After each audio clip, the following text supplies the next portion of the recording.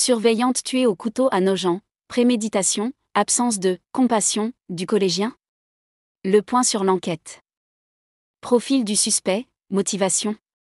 On fait un point sur l'enquête après la mort d'une surveillante, tuée à coups de couteau par un collégien de 14 ans à Nogent, en Haute-Marne.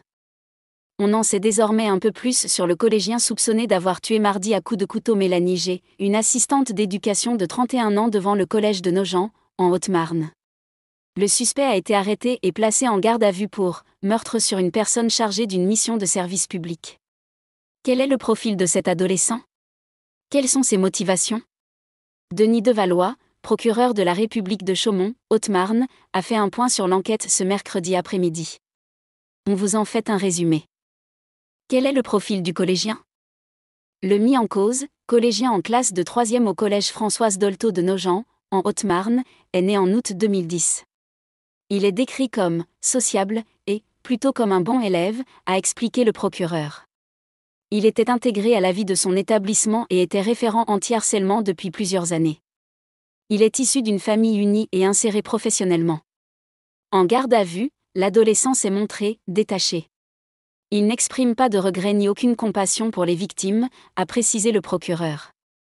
Il fait part d'une certaine fascination pour la violence et la mort, ainsi que pour les personnes les plus sombres des films et séries télévisées. Il est adepte de jeux vidéo violents sans pour autant en être addict, selon ses parents. L'adolescent utilise peu les réseaux sociaux.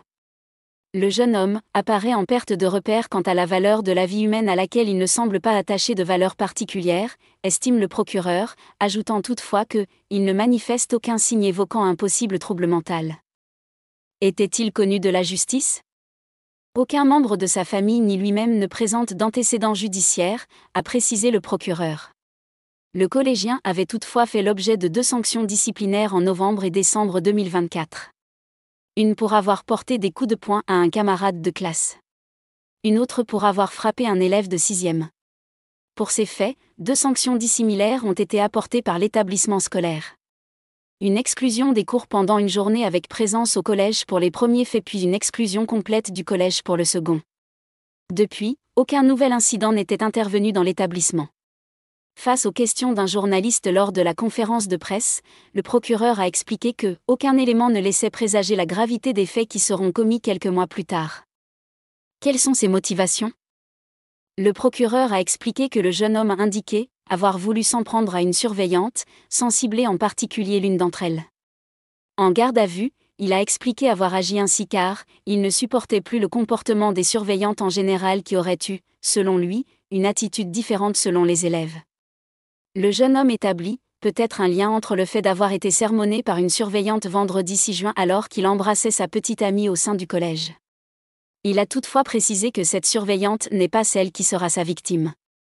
À la suite de cet incident de vendredi, il déclare avoir ressassé, dès le lendemain, le projet de tuer une surveillante et selon ses propres termes, n'importe laquelle. Il a précisé avoir pris, mardi matin, après le petit déjeuner, pris le plus gros couteau qui se trouvait à son domicile pour faire le plus de dégâts, selon ses propres termes. Quelle est la suite? La garde à vue de l'adolescent a été prolongée et se poursuit avec la réalisation de nouvelles auditions. Les faits reprochés sont passibles de la réclusion criminelle à perpétuité mais en raison de sa minorité, il encourt une peine de 20 ans. À l'issue de sa garde à vue, jeudi, il devrait être présenté à un juge du pôle de l'instruction de Dijon.